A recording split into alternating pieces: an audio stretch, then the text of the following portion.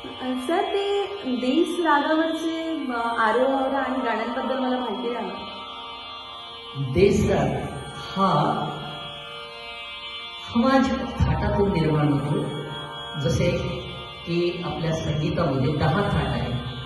त्यापैकी एक थाट आहे खमाज. खमाज थाटातून हा राग निर्माण होतो आणि या रागाला कुठलंही वेळेचं बंधन नाहीये.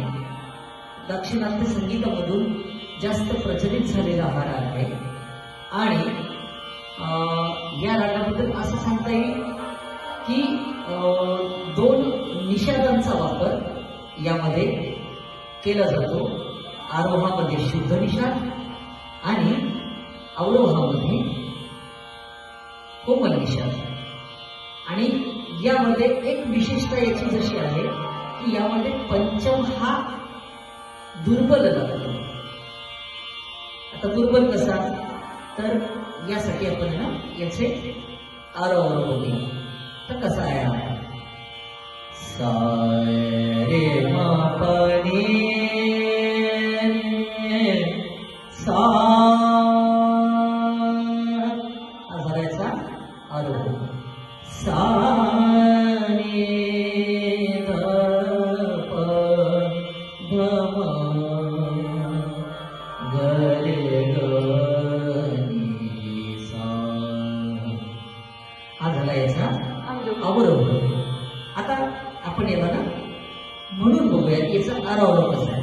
तर म्हणायचं माझ्या सा म्हणा रे देस रागाचा. देस रागाचा. परंतु सर्वात चांगला जो उपयोग आहे ह्या रागाचं नावच देस आहे. तर आपलं जे बंकिमचंद्र चटर्जी यांचं वंदे मातरम आहे याच्यासाठी जास्त त्याचा उपयोग झाला.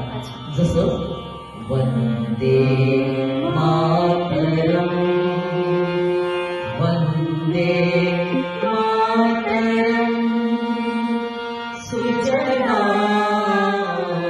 सुफला मलय जशीरा सरस श्यामला मातरम वंदे मातरम. एक दूरदर्शनला एक गीतही आलं होतं की जे जसं विदेश मेरा तुम्हाला होतं तसंच एक सुंदरसं गीत आलं होतं. तर ते असं होतं देस रागाबद्दल. बजे सरगम हर तरफ से गूंज बनकर देस राग, हे गीत आलं होतं. त्यानंतर एक दिलेट मंदिर मधलं एक खूप सुंदरसं गीत होतं, लता दीदींनी गायलेलं. हम तेरे प्यारे सालालम को बैठे हैं को बैठे, तुम कहते हो कि ऐसे प्यार को भूल जाओ तेरे प्यारे सालालम.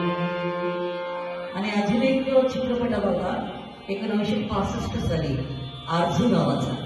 त्यामधलं हे तर खूपच सुंदर गीत आहे. यालाही लता दीदींनी गायलं. अजय उत्तरा. हा, तर आज आपण याला थोडस शिकूया.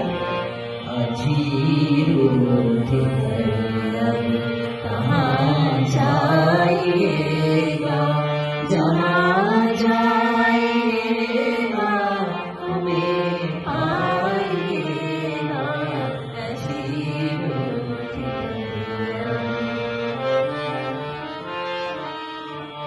सर हे माझं आवडतं गाणं आहे. हे आपण करूया याला. आज करूया आपण याला. ठीक ठीक ओके. तर हा सा रे